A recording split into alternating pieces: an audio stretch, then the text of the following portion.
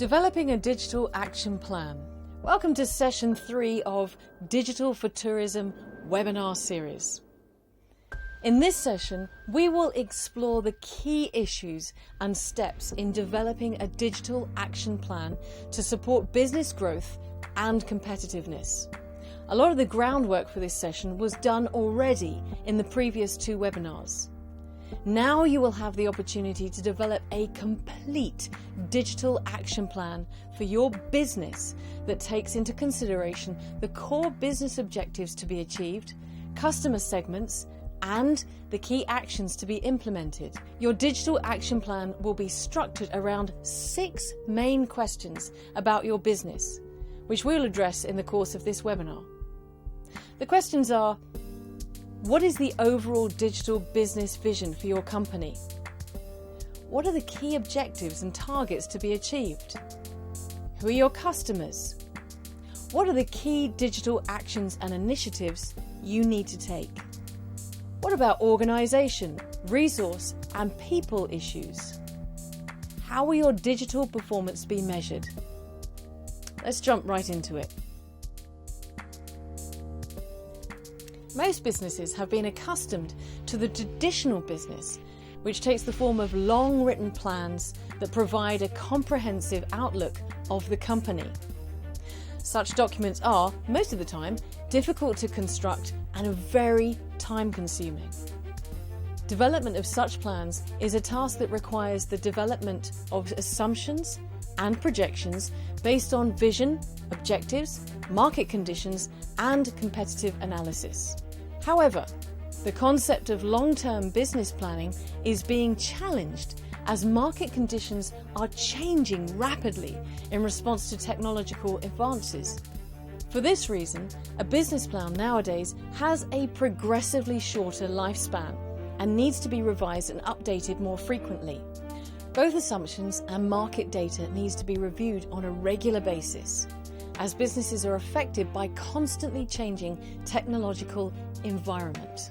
2 separate market conditions have changed expectations about strategies that must now be incorporated into modern business plans. Business organizations must now embrace technologies to remain relevant and competitive.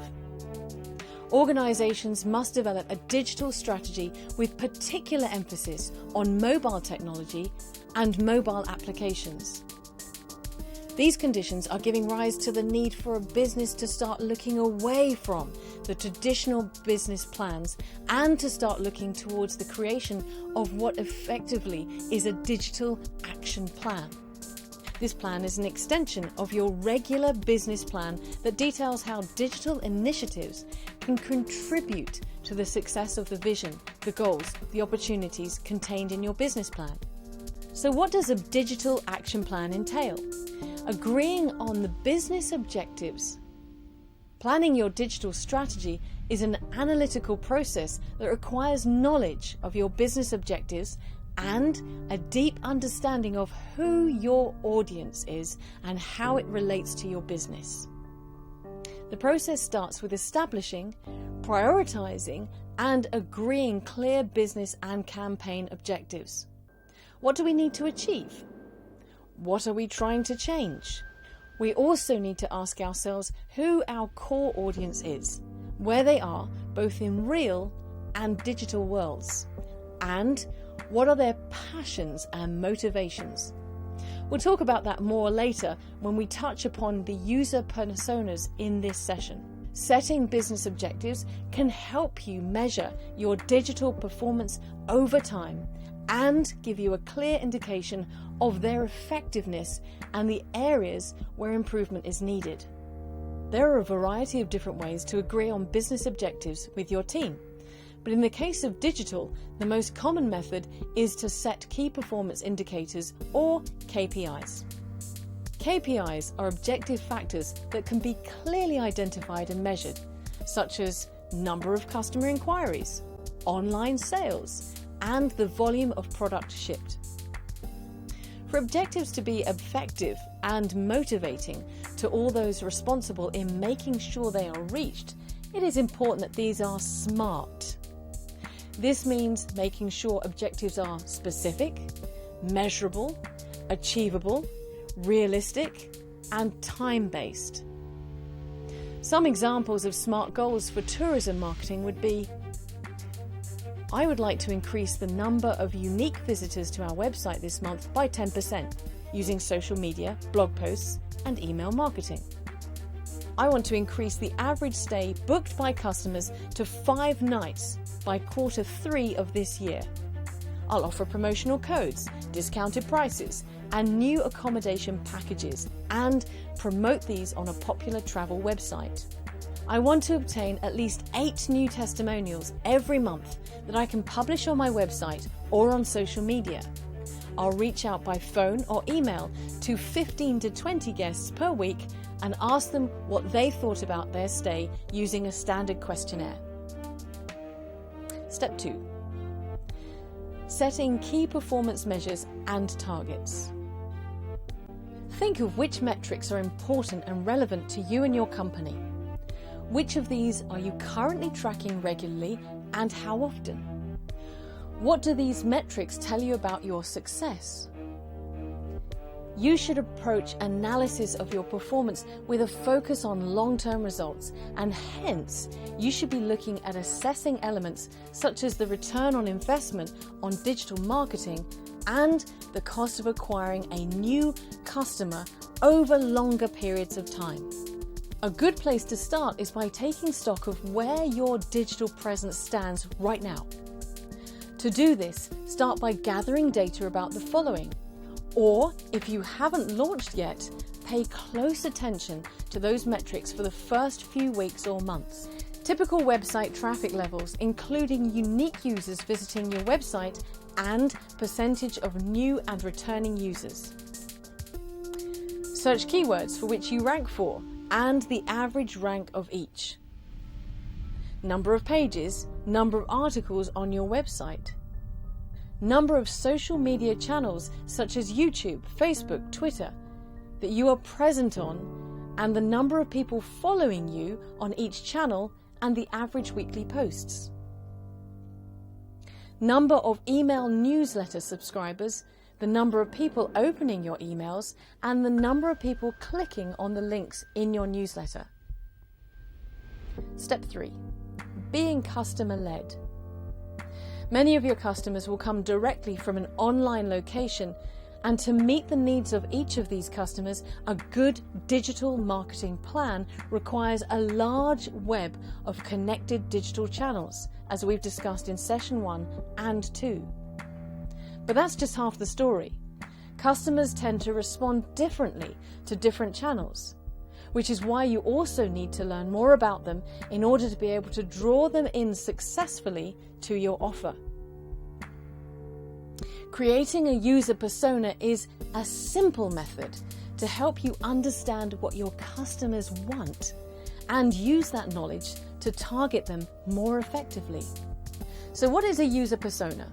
A user persona is a fictional representation of a group of customers built out of the demographic, psychographic, and behavioral traits that they have in common. There are many ways which you can create a persona, but you can use these questions to help you get started. Who is your client? What do they buy from you? How would they look for it online? What else do we know about them? Where do they hang out online? And what messaging do they like? Here's an example of a persona. A boutique guest house analyzes the bookings made in the previous year, and a clear pattern emerges. Almost 1/3 of the travellers are mid-level business people whose stay is paid for by their companies in order to attend conferences or trade fairs nearby. A similarly large portion of guests is accounted for by young couples on a short break. Diving deeper into these two customer segments based on the information available about these previous guests, we find out that the typical age of business travellers is 29 to 35 years old. Most are graduates working at technology companies, and their schedule involves large chunks of the day spent at events or networking, with some free time in the evening.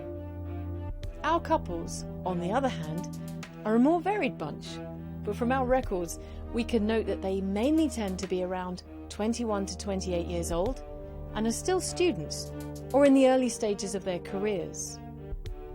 They have a lot more free time, so their days are spent exploring sites and attractions during the day, whilst evenings are for quiet dinners and city strolls. With this information in hand, we can quickly outline the main personas we're targeting. John, 31, is a senior developer working at a big company who's in town for a 2-day convention where he's also a speaker. He needs to stay connected to the office and his team and cannot afford to waste time on what he perceives as inconveniences. He'll be booked into the superior room, maybe something even more luxurious, and on at least a half-board basis. Ruth and Matt, both 26, are a graphic designer and sociology student, respectively. They booked a 5-day holiday to get away from it all. They're most likely to book a standard room on a room-only or self-catering board basis. As you can see, once you've figured out what the persona for a given customer segment looks like, you should give them a name and find an image to represent them so they become more real in your eyes. When planning your digital campaigns, refer to the personas and ask yourselves what would they want and how they're likely to respond to your initiatives. In our examples, John's needs and the approach that we'd take on digital to reach out to customers like him will differ significantly from the way we try to reach out to couples like Ruth and Matt. Step 4. Measuring performance. Costs and return on investment. ROI. Following the launch of your new digital marketing drive, you need to constantly measure its success against data from your website analytics. Every good plan that exists today went through hundreds of small changes to get where it is now. In the world of digital marketing, this is simply the norm. A business that isn't ready to adjust and optimize will have a difficult time creating a successful internet marketing plan. Don't allow the growth of your campaign to fall by the wayside and be forgotten. With a team that is dedicated to constantly evaluating the data and adjusting the plan, you can find great success through online marketing and successful optimization. Step 5. Prioritizing digital actions and initiatives. Unfortunately, even the best laid digital action plans fail when there's no game plan for measurement and implementation. Even if you do everything perfectly and build the most brilliant digital marketing and sales strategy out there, you're still busy running your business. That's why it helps to have someone that helps you handle new digital marketing campaigns throughout the implementation and the revision stages in accordance with your plan, as well as tracking the success of the plan in order to tweak it as needed.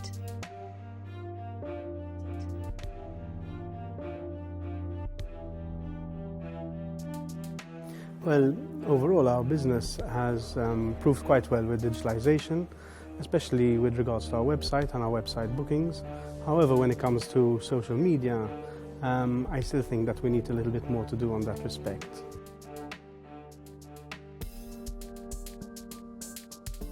We use obviously Facebook, Instagram, Twitter. We use a number of these tools, social media, to be able to communicate. Obviously there are some times that we organize competitions, so people actually giving us feedback on the competitions and answers, whether it's uploading of different photos. But the idea is, yes, we do basically it's through email, through a database of email, and obviously through the social media side of things as well.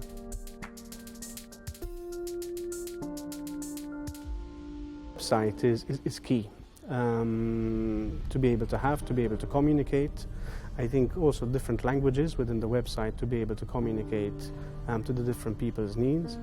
And also, I think people want to communicate 24 hours. So obviously there's not a matter of you, because it's whatever 1 o'clock in the morning over here, it might be 1 o'clock in the afternoon somewhere else. So people want to be able to communicate at all times. Today, no one can ever underestimate social media. Social media is an important tool. It is something that is live and something that is continuous.